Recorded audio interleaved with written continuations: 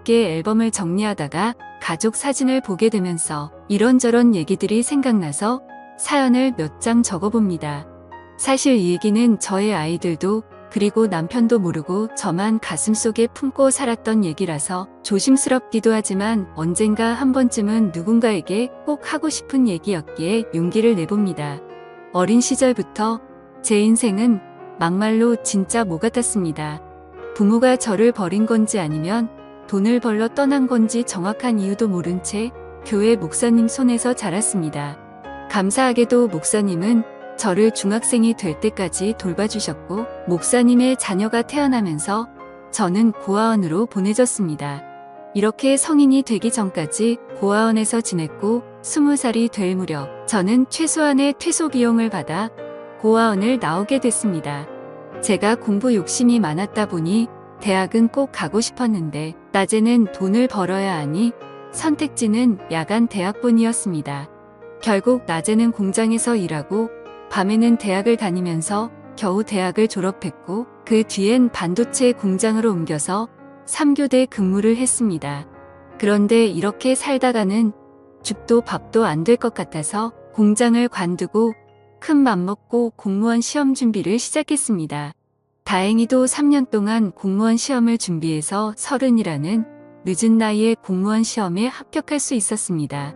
다른 친구들은 결혼을 하고 아이를 낳고 가정을 꾸릴 때 전막 사회생활을 시작하려 했는데 혼자 지쳐진다는 생각이 들었지만 힘들게 시험에 붙었으니 무슨 일이 있어도 퇴직하기 전까진 일을 하려고 했죠.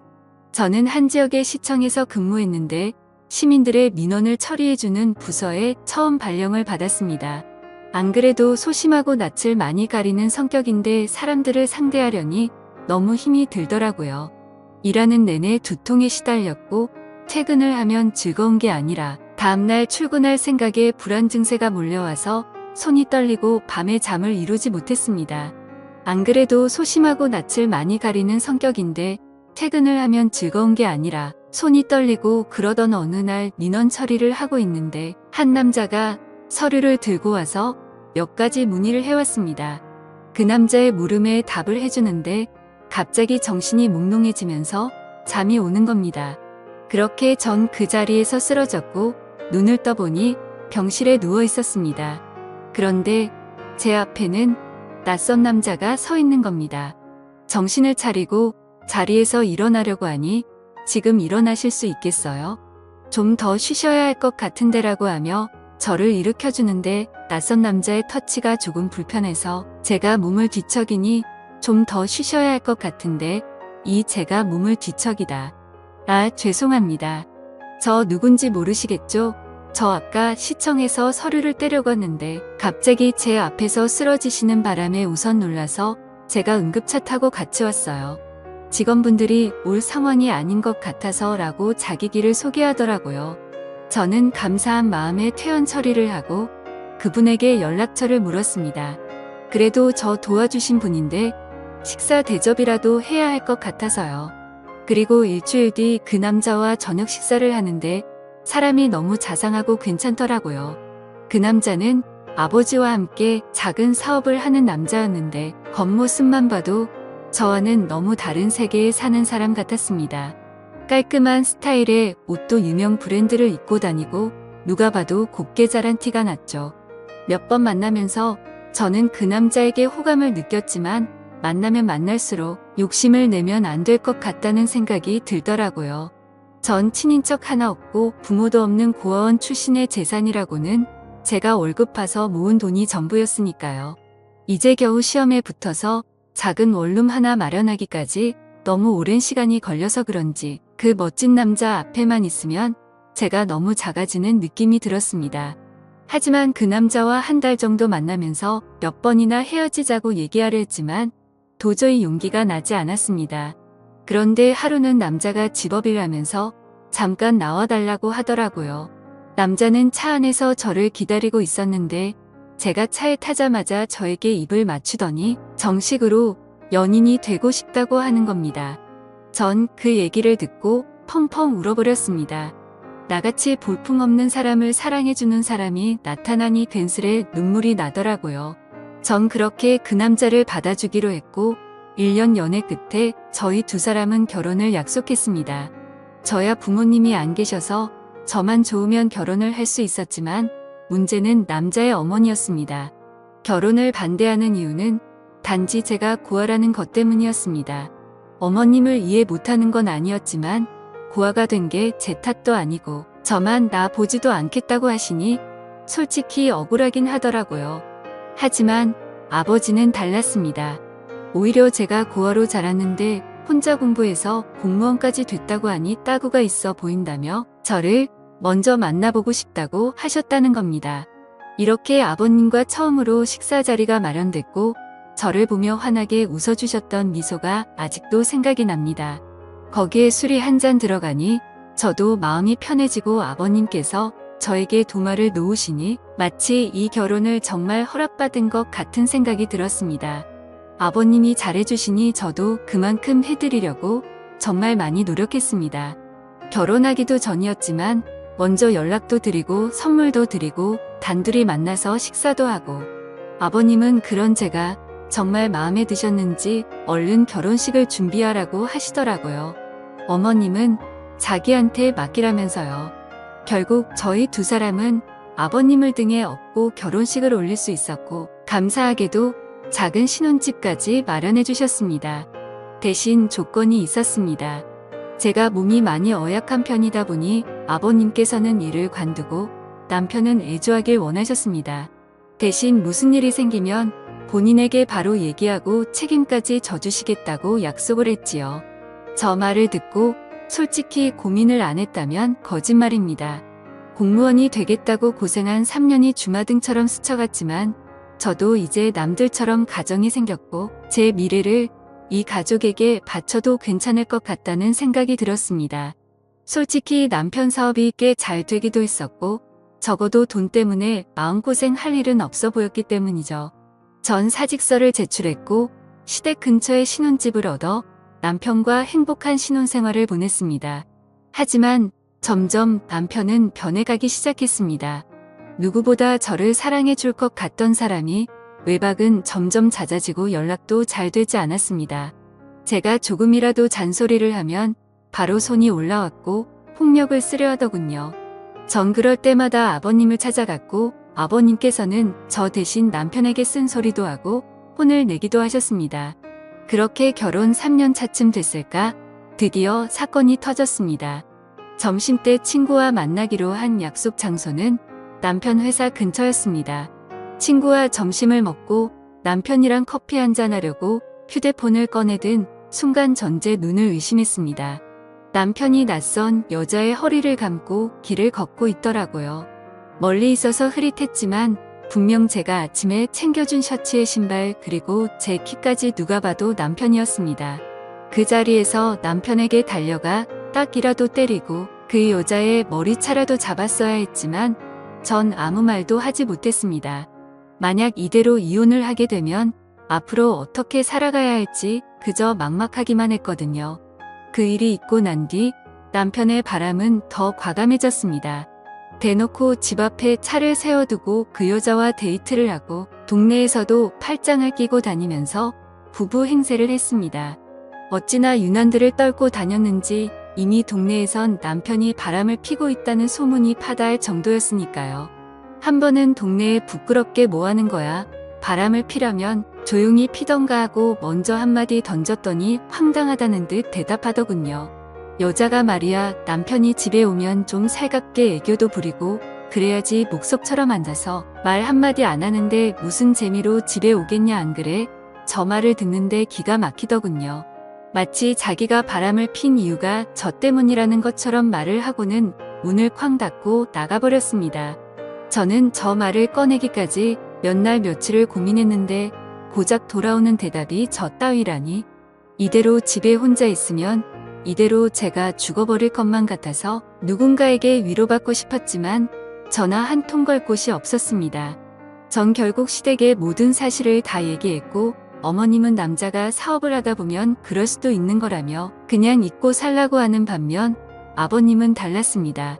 이 새끼 저 새끼 입에 담지 못할 험한 욕을 하시더니 남편에게 전화를 걸어 당장 집으로 오라고 하시더군요. 그날 밤 남편은 밤새도록 아버님에게 두들겨 맞았습니다. 마음 같아서는 당장 이혼이라도 하고 싶었지만 뱃속에 아이와 직장도 없는 제가 갈 곳이 없었기에 섣불리 이혼 얘기는 꺼내지도 못하겠다고요. 아무 말도 못하는 저를 보고 아버님은 허튼 생각하지 말고 신혼집 정리하고 여기로 들어와라. 내가 저놈은 무슨 일이 있어도 버릇을 고쳐놓을 테니 나만 믿고 들어와라고 하시더군요. 평소 아버님 말이라면 꼼짝을 못하던 남편은 일주일 만에 신혼집을 정리했고 저희 부부는 결국 시댁으로 들어오게 됐습니다.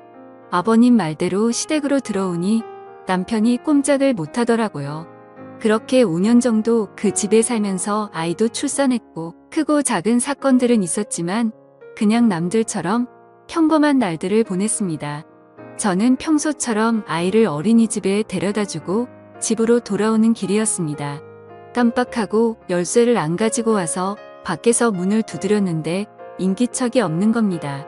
분명 어머님이 집에 실시간인데 아무 소리도 들리지 않길래 어머님께 전화를 걸었지만 받지 않으시더라고요. 괜스레 불길한 예감이 들어 열쇠 수리공을 불러 문을 열었습니다. 그런데 현관문을 여는 순간 저는 너무 놀라서 제자리에 주저앉아 버렸습니다. 어머님이 가슴을 부여잡고 문 앞에 쓰러져 계시는 겁니다. 놀란 저 대신 열쇠 수리공이 119에 신고를 해주었고 응급차를 타고 가면서 가족들에게 전화를 걸었습니다. 안녕하세요. 전 60세 전화를 받은 가족들이 모두 병원으로 모였지만 이미 병원에 도착했을 때 어머님은 심장은 멈춰 있었습니다. 평소 혈관 질환을 갖고 계셔서 건강에 주의를 했지만 급성 심근경색으로 돌아가셨다는 얘기를 듣게 되었습니다.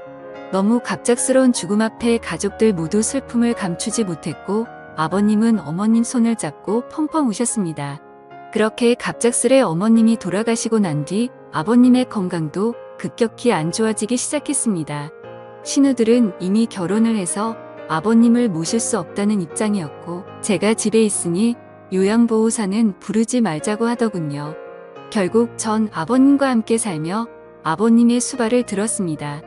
매니마다 식사를 챙겨드리는 것은 기본이었고 관절염이 심해지셔서 거동이 불편하신 아버님은 휠체어 생활을 하셨는데 화장실에 가실 때나 밖에 볼 일이 있으실 때도 항상 제가 아버님을 모시고 다녔습니다.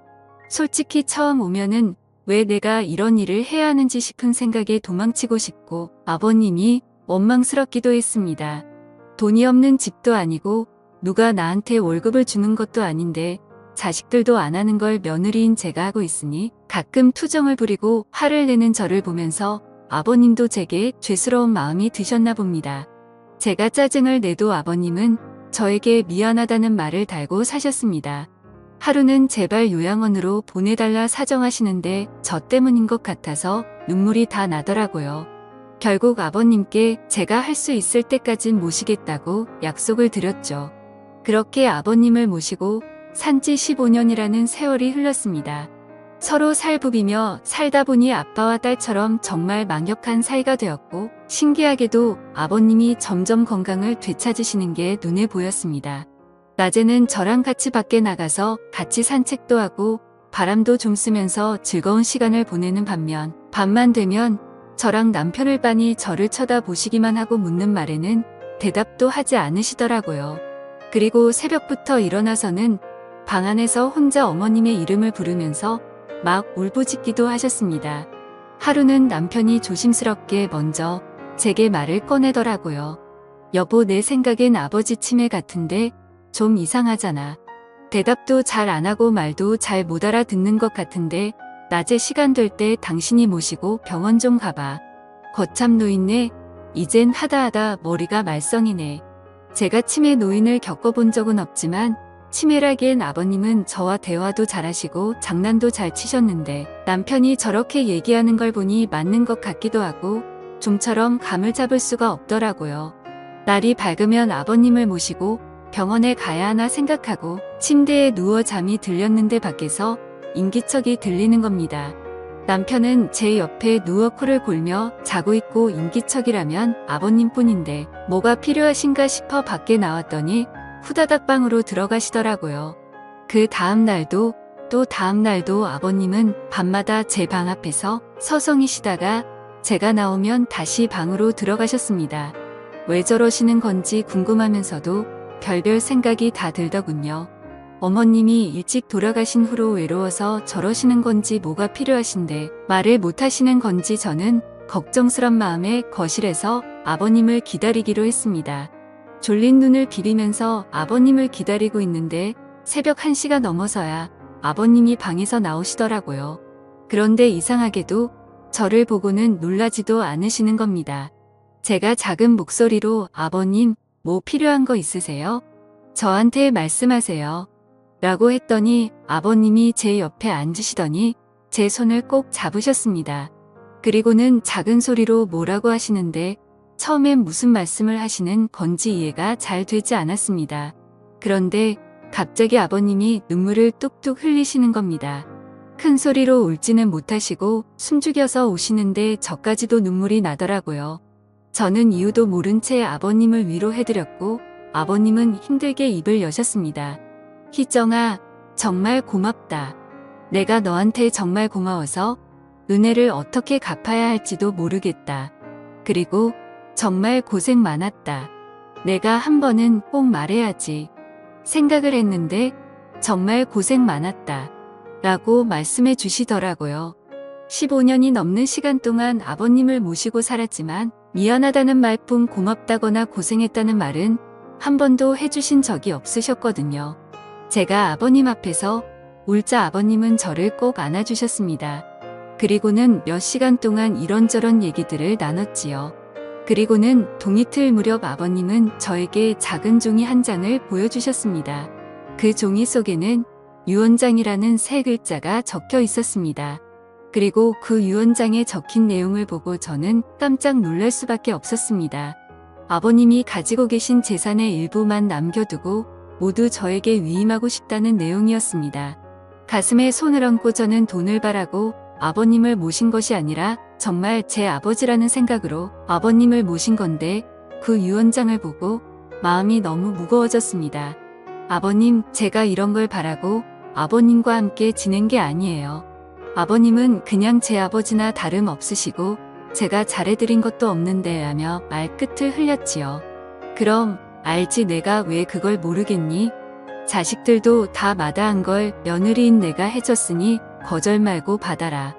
내 평생 은혜를 갚으려면 이걸로도 많이 부족하다만 이렇게라도 해야 내 마음이 편해질 것 같다.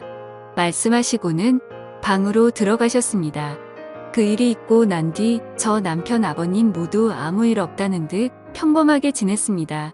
저도 아버님도 그날 일에 대해서는 얘기를 꺼내지 않았지요. 그리고 3년 뒤쯤 아버님의 아침상을 차려서 방으로 가지고 들어갔는데 아버님께서 누워서 눈만 껌뻑껌뻑 하시는 겁니다. 아버님 일어나서 식사 드세요. 마늘 장아찌 좋아하셔서 그거 만들었어요. 하고 말씀드리는 순간 헛기침을 크게 하시더니 그 자리에서 숨을 거두셨습니다. 저는 아버님을 끌어안고 펑펑 울었고 결국 아버님의 인종을 지킨 며느리가 됐습니다. 아버님 장례를 치르고 물건들을 정리하는데 신우들이 집으로 몰려왔습니다. 아버지 유언장을 발견했다는데 신우가 갖고 있는 유언장에는 재산의 10%를 자식 셋이 나눠 갖고 나머지는 아버님께서 평생 후원해 오신 보육원에 기부하겠다는 내용이었습니다. 그 유언장을 보고는 세 남매는 아버님을 원망하는 곡소리를 냈고 그 모습을 보면서 저는 그 모습을 멀뚱멀뚱 바라만 보고 있었습니다. 물론 아버님이 제게 주신 유언장 얘기는 굳이 하지 않았지요. 어차피 제 돈도 아니었고 아버님께서 좋은 일에 쓰시겠다고 결정하셨으니 그 뜻을 따르는 게 맞다고 생각했거든요. 그리고 한 달 정도 시간이 흐르고 우리 집으로 웬 남자가 한 명 찾아왔습니다. 그 남자는 자신을 변호사라고 소개하고 작은 명함과 함께 재산 위임장과 이혼 서류를 제게 건네주었습니다. 알고 보니 살아생전 아버님께서 변호사를 통해 유언장을 미리 전달해 두셨고 재산 위임 조건은 남편과 이혼하는 것이라고 하셨답니다. 이 사실은 돌아가신 아버님과 변호사 그리고 저만 알고 있으니 걱정하지 말라고 얘기하시는데 전 그 자리에 주저앉아 펑펑 울어버렸습니다. 아버님 바람대로 전 짐을 싸서 그 집을 나왔고 아버님이 남겨주신 재산으로 작은 아파트 한 채를 구입했습니다. 그리고 남편에게는 이혼 서류를 우편으로 보냈습니다. 다행인지 불행인지 남편은 별말 없이 동의했고 저희 부부는 그렇게 합의하에 이혼을 하게 됐지요. 벌써 아버님이 돌아가시고 남편과 이혼을 한 지 5년이 지났습니다. 전 지금도 아버님 일이 되면 저 혼자 작게 제사를 지내고 가끔 산소에 찾아뵙고 인사도 드립니다. 비록 제가 며느리로 아버님을 만났지만 친부모보다 저를 예쁘게 해주시고 사랑해주신 아버님에게 기회를 통해 정말 감사하고 사랑한다고 말씀드리고 싶습니다. 아버님 정말 감사합니다.